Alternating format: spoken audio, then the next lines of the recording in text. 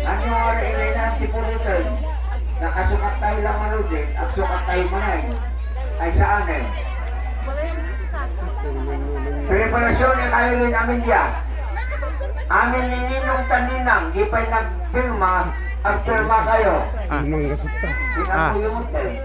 Kakakula rin limang gasot. Sila may pada barang silibus sa. Apa yung? Tadi ya ketengkat menituntun nagdas dikit may buok baka si. Apa yung ay ituntun na kaya? Ay ituntun na kaya?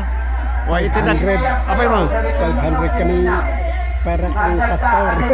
Yo, Ada lima balya masa. Nah, bare masa suka tamat libu. Ini wala ka sa Ani tayo. Pascual, Mr. and Mrs. Pedelito Baroga, Mr. and Mrs. Miriam Langkao, Mr. and Mrs. Evangeline Bata, Mr. and Mrs. Virgilio Bitan, Mr. and Mrs. Ramon Lencio, Mr. and Mrs. Jomer Omas, Mr. and Mrs. Apilis Talangkay, Mr. and Mrs. Lorenzo Bugnay, Mr. and Mrs. Darwin Gumangam, Mr. and Mrs. Joel Akabay, Mr. and Mrs. Lito Madera, Mr. and Mrs. Arturo Chechekan, Mr. and Mrs. Annie Kenio, Mrs. Rezalina Dumanlang, Mr. and Mrs. Cesar Monuten, Mr. and Mrs. Jefferson Festiken, Mr. and Mrs. Jones Lingbanal. Honorable ating mga groomsmen and groom's bride. Dali, ayun. Punta na lang po ako sa likod habang di pa nag-start.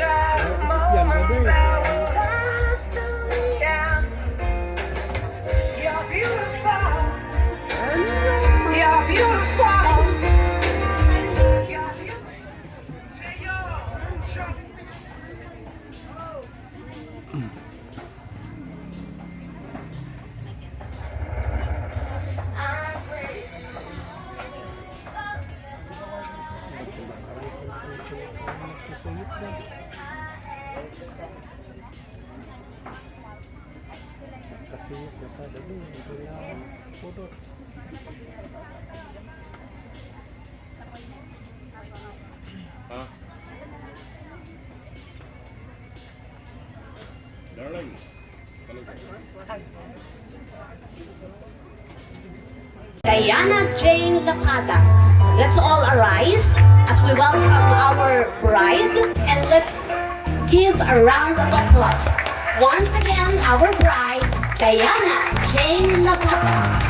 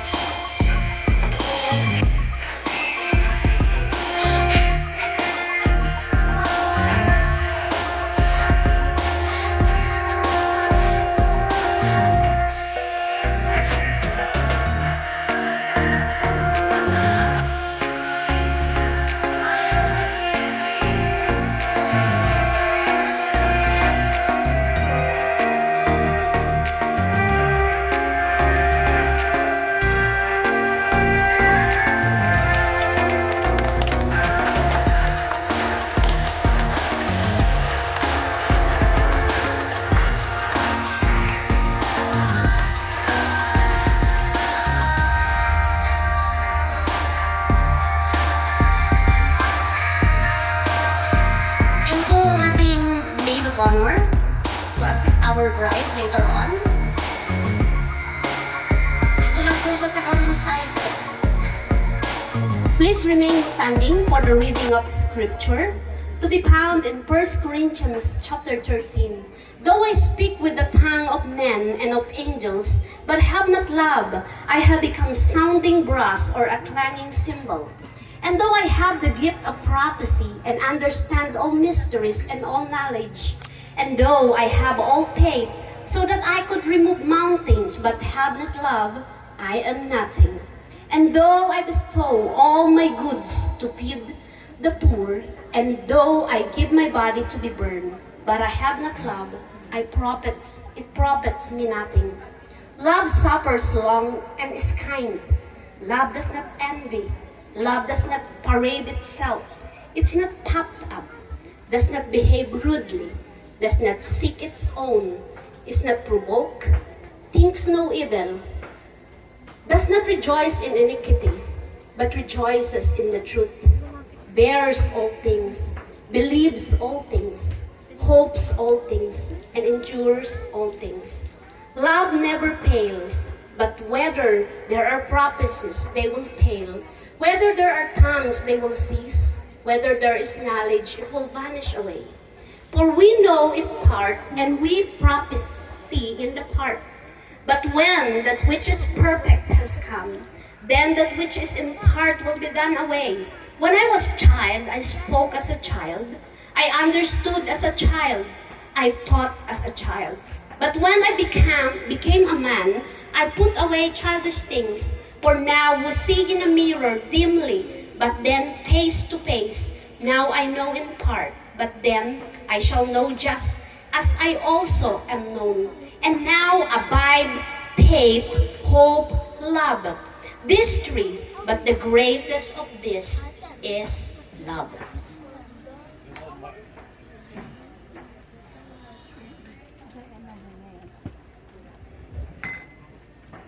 Magandang umaga po sa ating lahat, sa mga bisita, sa mga ninong at ninang, lalo-lalo na sa mga magulang nitong ating ikakasal.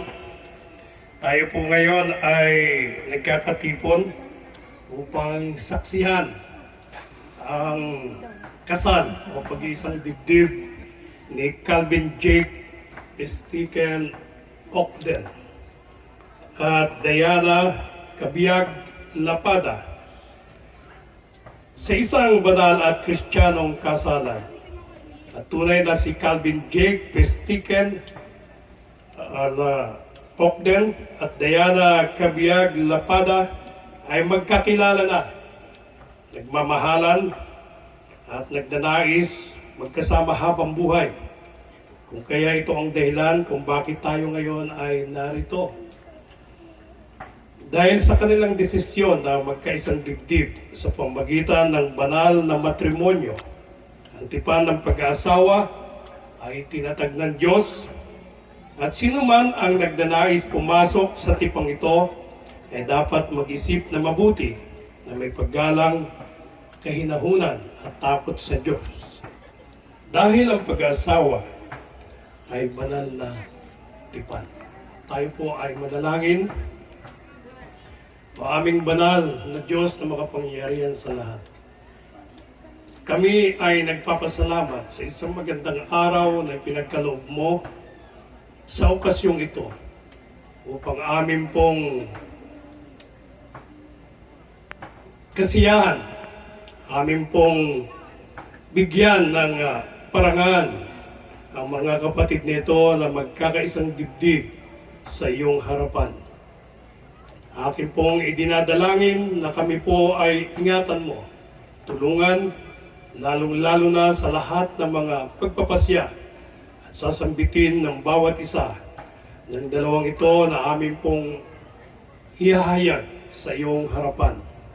Aming dakilang Diyos, pangunahan mo po kami at ingatan sa umaga na ito.